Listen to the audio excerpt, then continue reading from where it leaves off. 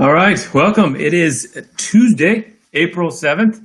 The Voice of San Diego Live. We're playing with a few names to see if we can make this work or not. I have an important update. I know that a lot of you have trouble with this. I have an important update. I don't know who needs to hear this or who does not need to hear this, but I'm going to do it anyway. This is an important update for those of you who need to know it. Today is Tuesday. It is Tuesday, April 7th. Tuesday, April 7th. All right, we got a lot to go over today. First off, I was really excited. You know, John Krasinski came out the other day with all his good news. I've got some good news. It looks like San Diego has its own version, a new follow-up, a sequel, if you will, to what is happening to the Breaking Bad series, and it's called Carl's Breaking Bad, Breaking Carl's Bad. 17-year-old teams up with chemistry teacher to make hand sanitizer. Yeah, but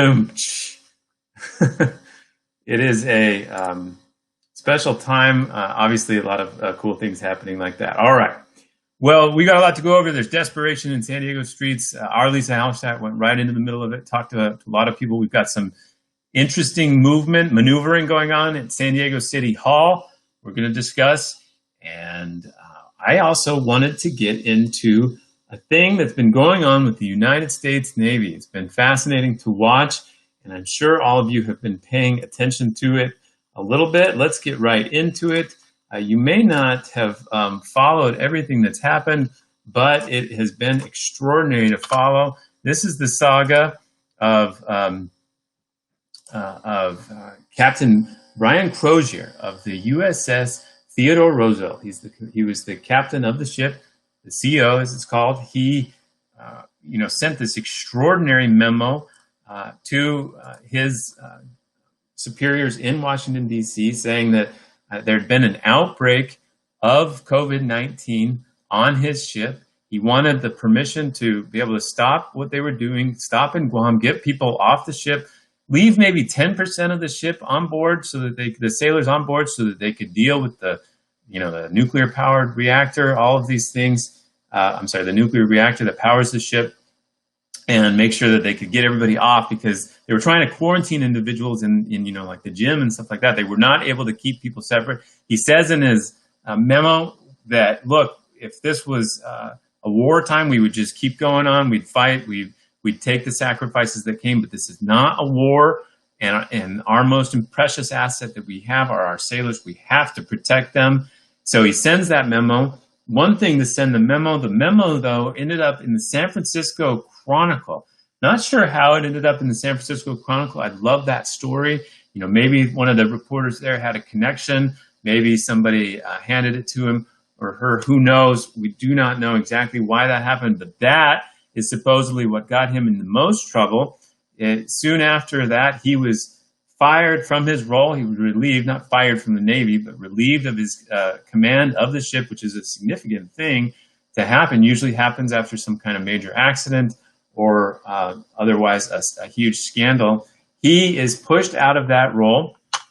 And then the Secretary of the Navy, Modly here, flies to Guam, gets on the ship's PA system and says, this guy, this commanding officer, was naive or stupid to not think that memo would get into the hands of the media, and thus he was terrible, and he needed to be relieved of his duty. He flew just to make that statement, didn't answer any of the questions of the crew, flew back to D.C., and by last night was forced to put out this memo, I believe precisely because he's not naive and stupid, that he sent his alarming email with the intention of getting it into the public domain in an effort to draw public attention to the situation on his ship. I apologize for any confusion this choice of words may have caused. I don't know if there was any confusion or if you called the guy stupid and now you're saying you did not mean to or did not want to. And then today, just now, We got the resolution on this situation. This acting Navy Secretary, Thomas Modly's, turned in his resignation to the Defense Secretary today. There's a little bit of confusion, I think, about whether he really did resign. Like, is he out for sure? Or did he just submit the offer? Because I haven't seen confirmation that it was accepted. But an extraordinary moment in Navy history. I have a lot of connections, or follow. My wife was on a carrier, and my father was on an aircraft carrier. I know a lot of people who served on carriers. They're cramped quarters. I can understand the panic if a virus like this breaks out. There's nowhere to go, nowhere to hide. It would spread, obviously, instantly throughout the entire area. And he was worried about that, and now was punished. The ultimate insult for him, though, of course, is that he got the disease. We do not know any updates about his condition, but what an extraordinary moment of leadership on all levels for him to take the extraordinary step of sending that memo over email to his superiors, for it to get to the media, for the media to publicize it, for the sailors to get what he wanted them to get, and then for this action to occur from the Navy, and then for the Secretary to resign. Just dizzying moment in Navy and in San Diego history. The Theodore Roosevelt is based here. The USS Theodore Roosevelt, based here. It deployed in January, way back when. Remember January? January, when they thought they were on their way to a conflict with Iran, and now they are trying to fight this invisible bug that we're all pretty worried about. So an extraordinary moment in history. So we're gonna. I mean, I've been following that. It's just an amazing story for San Diego and for the Navy. Okay, next up, I was just checking out the San Diego City Council. I don't know if you've seen them. They are meeting in a remote fashion. The mayor was just there presenting about some grant funding that they were going to get. Look, at people are wearing masks. All the city council members are calling in virtually. So there was some extraordinary announcements about what's happening. The mayor, of course, is leading. Probably his biggest thing right now is converting the convention center, the San Diego Convention Center, right there on the harbor. He's converting that into a homeless shelter, and there's some numbers coming out finally about to what extent that's being implemented. So right now they're going to serve 829 individuals. They're trying to get it to 1,500 individuals. That's at a cost of $2.8 million total, or $1,867 per person per month, to shelter them in the convention center. So really I keep using the word extraordinary because it truly is. The convention center, right now should be hosting all kinds of conventions. Comic-Con is being set up. It's still being planned for late July. Obviously, that's probably going to change. And then just this extraordinary total. This is money. The city is losing money right now. Now they're dedicating about $1,800 per person per month to this extraordinary effort to turn the convention center into a homeless shelter. And so we've been following all of that effort. They're calling it Shelter to Home. So their goal, plainly, is to take these 1,500 individuals and turn them into and get them into housing. So we're going to be tracking that. I asked the mayoral candidates, Todd Gloria and Barbara Bree, whether that's something they agree with, whether they want to consider all of these folks that we're going to try to move into the convention center as kind of charges of the city. Is it our responsibility to get them into permanent housing after that? $1,800 a month, a few $100s to that. and you're going to get to a point where you could almost just pay rent for them. So we'll see exactly how all those individuals are handled. But one of the things that happened was our Lisa Halberstadt, who does amazing work, went out into the community this last week and wanted to meet with folks who are struggling, who are in Balboa Park or who are in the River Valley, Mission Valley, and I wanted to know if how they were doing. And she got back some rather extraordinary quotes. Basically, there was kind of an informal system of handing out food, especially in downtown. A lot of pop-up charities that would hand out food, a lot of restaurants that would hand out extra food, a lot of just different opportunities for people to eat. And she writes, many meal operations, both organized and impromptu, have halted. Cafes and restaurants that once served as daytime refuges from the streets and in some cases handed over free food are no longer open. Promises of an influx of new shelter options have largely yet to materialize. And for now, those living on the streets are mostly detached from the daily news. So there's a clear sense of desperation from a lot of those people. And basically, many people going hungry right now. Again, Feeding San Diego and a lot of different entities are trying their best to get organized to provide for food assistance for a lot of places. So there's a kind of formal system of food assistance, but this informal layer that we couldn't quite calculate before is now falling apart, and it's extraordinary to watch. So we got a quote from John Brady. He helps run Voices of Our City Choir. Again, this is a quote from Lisa Halberstadt got from John Brady. He said, "I have never seen the level of desperation we're seeing on the streets right now." And John Brady has seen a lot of desperation on the streets. So truly scary moment for a lot of people on the street. But I think that's why there's been such a mobilization by the mayor and others. It feels like we're at a moment where the mayor and the city and the county are all mobilized to once and for all make a major change in the status of homeless individuals on the streets, to let no crisis go. But also they said clearly today that their goal was not to get necessarily people in homes. Their goal was to prevent the transmission of COVID-19 among the homeless population, that they were determined not to let that happen, that's the primary motivation.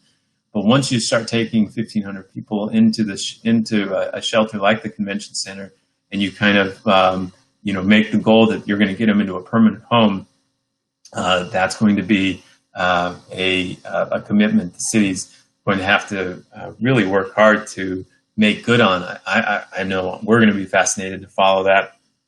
And I know that a lot of people will be wanting to know exactly what happens with that too.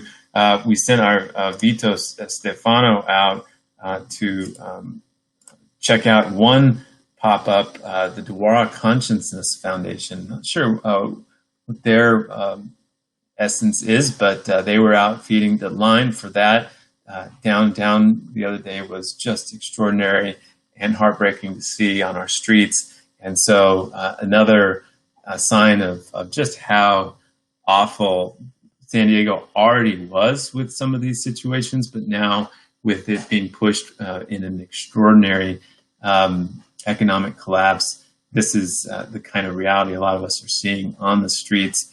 And so we're going to do our best to follow it as people are addressed and are taken care of, moved into the shelter. The first people to move into that convention center, by the way, are from those bridge shelters. That's these tents that were put up throughout downtown and in other places in the city. These large tents that were set up as kind of emergency shelters for a lot of people. They decided that those were too confined, that if this virus got into one of those areas, then we would see transmission of the disease in a way that we could not tolerate. And so they're moving most of the people into those from those tents to the convention center. And in the convention center, then they're going to try to pair them with these individual counselors to try to get them into permanent housing.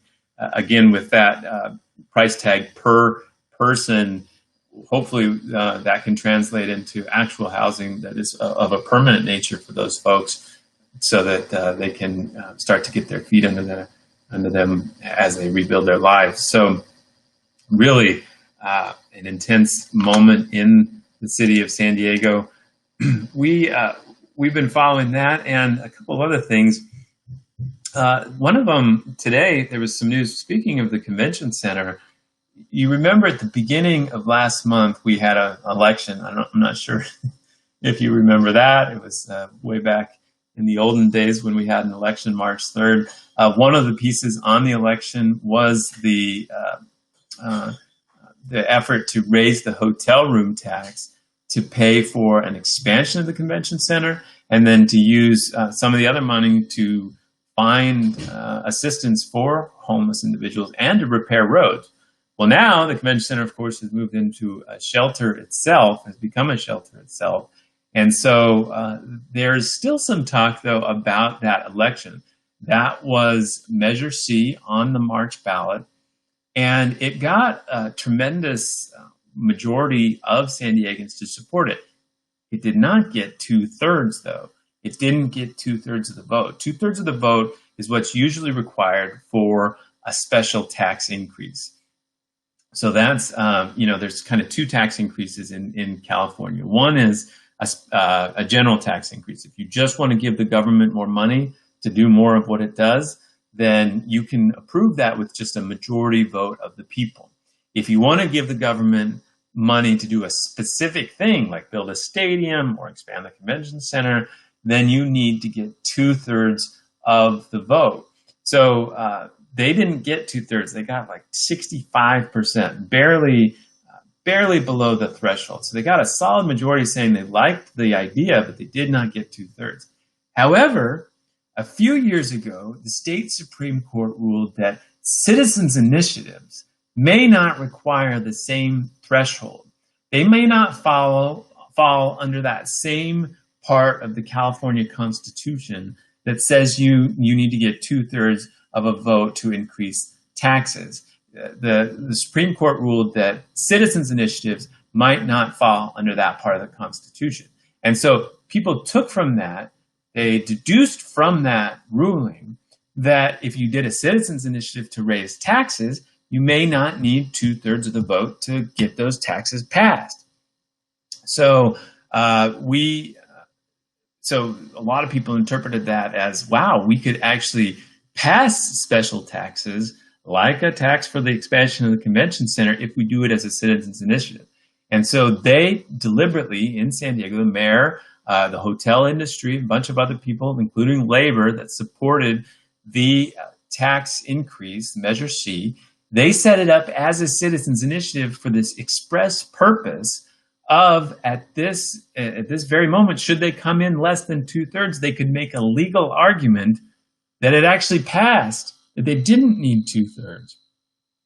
So today is the day that the city council is supposed to accept the results of the March 3rd election, and they're going to accept the results of the decision about the effort to raise the hotel room tax with Measure C. The draft for that is to say that it failed because it didn't get 2/3. Well, labor unions, Keith Maddox, the leader of the San Diego Imperial County's Labor Council, he put up a memo and got a memo from his lawyers saying, don't do that. You should not declare that it failed. It is very much alive. We might be able to get a court to agree that it actually passed. So do not take the step of calling it illegal. If you do, you're going to find yourself, or if to call it a failure, because if you do, you're going to find yourself potentially in court. So we sent that memo. We got that up on the site. Extraordinary moment, really, for, I keep saying that, extraordinary moment. I just can't get over how weird everything is. But here's that memo. You can find it on our morning report at voiceofsandiego.org. You can go to voiceofsandiego.org, look at the newsletters at the top. The morning report is how we keep everybody apprised of everything that happens every day that we think you might care about as far as public affairs in San Diego, and our latest investigative journalism, like about the situation with the homeless individuals. And so this memo came out, and they're right now, literally right now, deciding whether to heed his warning that you shouldn't call it a failure, or whether to just call it a failure and move on. Again, the hotel industry, the labor unions, and others are determined to make sure that they can get their hotel room tax approved through the courts, and then get that implemented. One thing that's happened, of course, with all this is hotel rooms aren't full. Nobody's traveling at all. San Diego has gone almost to zero with its hotel room tax revenue. So basically they're saying, like, when that comes back, we want a lot more of it, and we're willing to go to the courts. So this is the first time we've seen anybody start the formal process of trying to get that tax raised through the courts, as opposed to through all of these election efforts. So a lot to watch for there. Okay, finally, I don't know how many of you saw this, but it broke my heart to see last night that China Max restaurant, Kearny Mesa, burned down. China Max right there in the middle of the Convoy area, the Convoy district. I've been there with. I took a congressman there not long ago. I took Catherine Garcia from NBC there. My friend Rich Toscano was a regular. It was a beloved place for me, probably my second top two favorite places in the entire city. So to see it burn last night was just, you open up. I've been waking up at about 5:30 or 6 every morning, and first thing I do is look at Twitter, and it's just a morning. It's like I got to change my rhythm, because it's just a horror show every morning to check out what's happening, and to see that among one of the first updates was just terrible to see. I'm sure everybody has their theories about what happened or what. I just it breaks my heart for the family and for the people who work there. I hope that we're able to go back and celebrate some dim sum for lunch as soon as possible. And if there's ever a fund mounted to help them recover, I'll be lined up to help, because that's just a special place. And with everything that's happened to restaurants, there was a report out of the California Restaurant Association that something like 30 to 50% of restaurants may not open again after this. So the desperation out there is real, and to see the flames was just an awful update on that. My policy throughout this whole thing is to go through it clear-eyed. Let's talk about how bad things are. I think we're strong enough to get through it. I think that we are, that it's the ultimate form of optimism to look at everything that's wrong as clearly as possible and just deal with it, go right at it. Our journalists are going right at it. Just like Lisa Halverstadt put on a mask and went and talked to people who are starving in parks and stuff like that. That's running to the fire, and that's the kind of work our investigative reporters and explanatory journalists are doing. So there was one other note I got today that was just incredible to follow. Okay, so I've been asking the airport authority for updates about planes. I got a question from Helen Fricker. She's a scientist at Scripps Institution for Oceanography, and it was really, she lives, I think, in the Peninsula area, and she said, I feel like we're still hearing a ton of planes. So what's the deal with all these planes? I figured, where are people flying? What are they doing when they land? All that stuff. So I asked for some updates from the airport authority, and this number they sent back was just extraordinary. Okay, so here it is. He said that April 5th was the last day they have data available, so that's Monday or Sunday. He said only 45% of all scheduled takeoffs and landings actually occurred on that day. they call that the completion rate. So that's the rate of completion of their takeoffs and landings.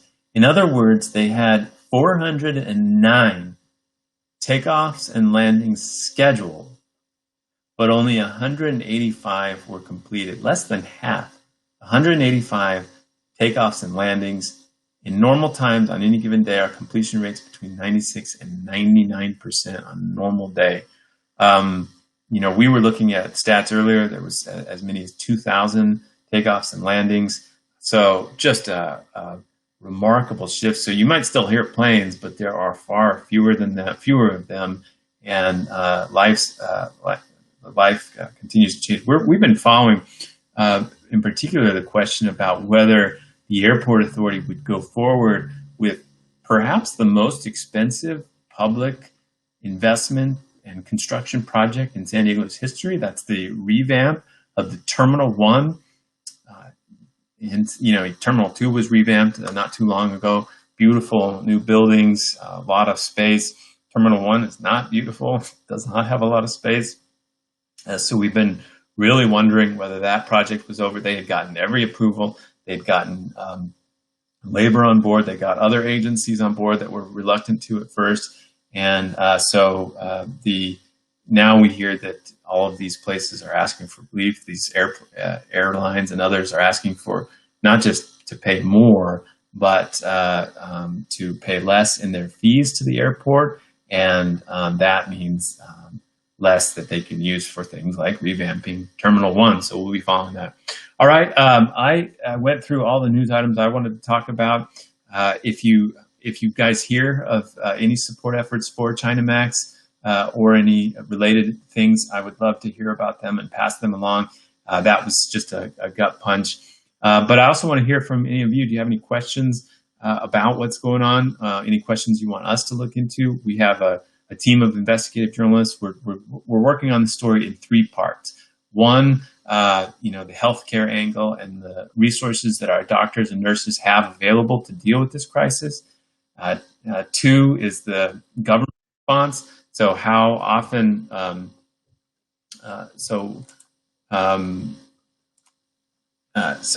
government response of just what they're doing to deal with the crisis, like take over the convention center for shelters, but also how they're doing for how they're impacted. So they're going to have to make tremendous decisions. Yesterday we talked on this show about the city of San Diego's decision to furlough several hundred employees, and I don't know when parks or libraries are going to be back. Even if we're allowed to go mingle again, the city is going to have to pay for that, and parks and libraries are often some of the first things to get cut, if not just slashed completely. So with the catastrophic finances that the city must be looking at, the idea that parks and libraries are going to be open and serviced in the next 6 months is definitely something we're going to have to follow and investigate. So if you have any questions or ideas on things like that to follow or dig into, appreciate hearing about that. And then the third area that we're really following is, of course, the economy. We've been hearing about everything from the airport to hotels along Mission Bay. That's all city land around Mission Bay, and all those hotels, SeaWorld, they pay the city rents and leases, and so they've been asking for some relief as well. So we'll be following all those things, and then just how we go about rebuilding and getting back into life is going to be something to watch. Are we allowed to go back to restaurants, or is there some hybrid of life where we live with the disease, where we test and trace people who get it, whether we, can somehow function with the people who are now immune to it, and all these things. It's going to be quite a ride to watch. And our journalists, we have 15 employees, all of whom are dedicated to either going and finding these stories or helping pay for the people who do, and producing them into different videos and helping me get better and better at these kinds of things. And so I think that there are a lot of questions that they're out there doing on your behalf to help investigate and explain. So we're going to be following that. All right, one question that came in: what do you think will happen to the local housing market. Well, I think there's two things to watch with that. One is, I don't think vacation rentals are actually a thing anymore. Remember scooters and vacation rentals? Scooters and vacation rentals. That was a fun time in San Diego politics. So I believe that we'll actually get to test whether there truly was a shortage of open homes for rent and for sale because of vacation rentals, and we'll see whether that has an impact on the market. We will also get a chance to look at the effect of renters getting more power. Renters have now switched from being priced out of so many different homes to openly talking about rent strikes, to openly testing rent and eviction moratoriums, which means that the power has suddenly gone from the landlords to the renters. And we'll see to what extent they're able to use that power to either lower rents or to lower rents throughout the market. And, and whether mortgage relief comes, that might also provide some of those things. But bottom line, it feels like there's an extreme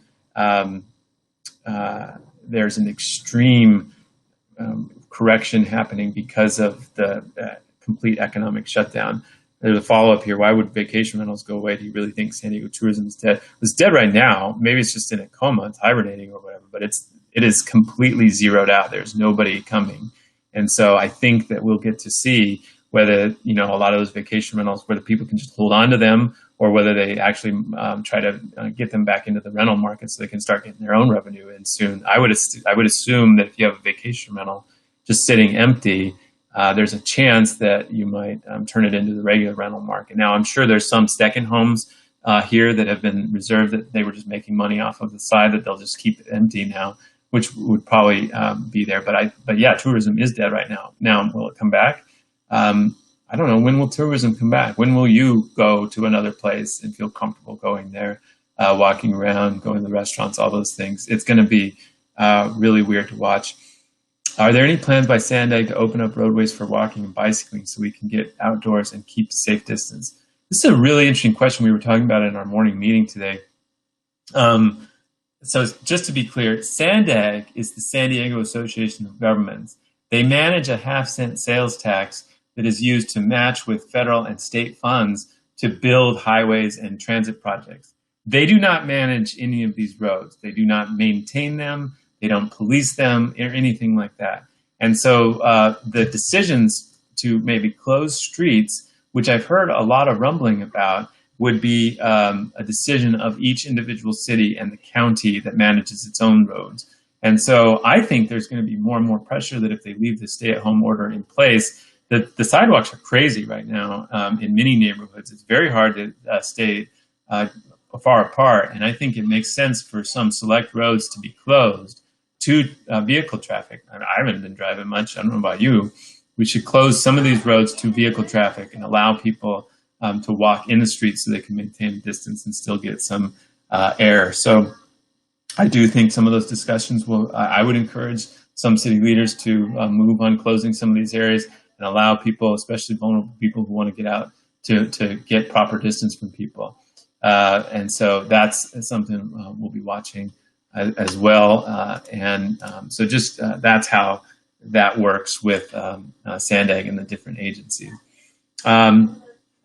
Okay, well, without further ado, if there's any other questions, we'll come back. I'll get a little bit better polished tomorrow, and I look forward to these updates. These are some of the most fun things I've been doing, and also just think it's important to stay in front. Our reporters are, again, out there every day. Voice of San Diego operates as a nonprofit. So we have a board of directors, and I'm the executive director and the editor-in-chief. So my goal is to make sure everybody stays employed. There is just a horrific correction happening in our news industry as well. Layoffs, furloughs, pay cuts all across the industry. San Diego Magazine closed. San Diego Home and Garden closed. San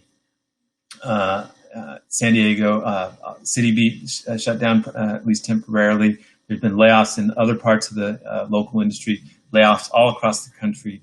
Our goal, though, is to go at this and try to build a much closer relationship with our audience, to try to dig in and understand what's happening, and build a stronger connection with people in the middle of this crisis. I want to be more relevant than ever, and we don't operate with the same type of tiny margin based on advertising. We operate based on the support of about 3,000. We have 3,000, almost 200 donors. We have about 3,200 donors. They average about $100 each, and we get support from our partners, NBC, our sponsors, grants that we get, and major donors, and all that comes together to pay these journalists to go out. And man, they're energized. It's a weird feeling right now to be so excited about the work they're doing, but also to be horrified by what's happening in the community. So if you want people out there working on your behalf, go to voiceofsandiego.org, check out vosd.org/give, and consider being part of the group that helps pay for it. Absolutely, you may message me about the research study you're working on with UC San Diego. Send me any messages. You can find me on Twitter at VOSDScott. You can email me at scott@voiceofsandiego.org, scott@voiceofsandiego.org. Send any questions you have, any ideas you have, any studies you have, any rumors you've heard, and we'll be there to check it all out. I get tons of messages. Now, the traffic on our site has never been anything like this. Never. We've had spikes in traffic, but this is like double the spikes, sustained. So I figure we got to lean in. Appreciate the support I'm seeing on all these comments, and thanks for everybody joining on. I'll produce the show better and better. We got the whole team getting better at this, so I look forward to seeing you tomorrow. Thanks for coming.